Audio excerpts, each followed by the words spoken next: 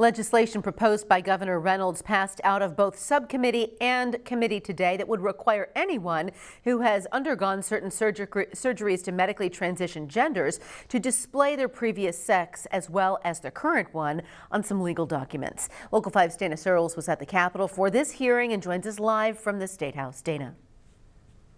Stephanie, there were a lot of emotions running through the Capitol today as this legislation passed through both a subcommittee and a committee and is now eligible for a vote on the House floor. Now, earlier today in that subcommittee meeting, advocates had the opportunity, both for and against, to share how this legislation would impact them.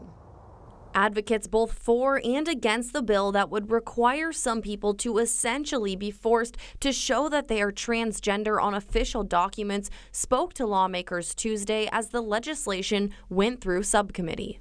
It affects the legal recognition of LGBTQ+ individuals and families, particularly in areas such as healthcare, marriage, education, and parental rights. When we're trying to speak as a woman, this is what's happening. So here we are back to day one.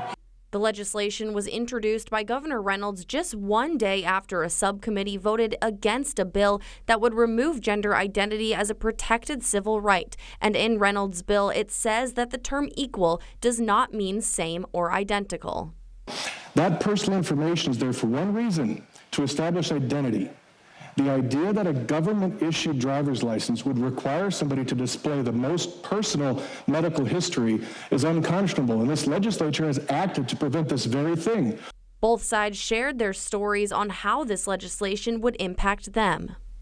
I want to protect women to be able to have the groups and the resources that they need so that they have a safe space. If I were to would have been put in a situation where it was men and women in the same group, I don't know if I would have come out of that. And despite the majority of the room hoping this legislation will stop there, the subcommittee recommended passage. Women are being forced to give up their rights to share bathrooms and locker rooms with biological males with no disregard for their safety or privacy. I say it again, biological females need to be protected because from my examples I ask, is there an ongoing effort right now to replace women? As shame chants reign throughout the Capitol after the passage, those advocating say this might be the bill that gets them to leave Iowa. This is something that's integral to who I am. It can't be therapied out of me. It can't be beaten out of me. It can't be legislated out of me. So we're here, and we're going to stay that way.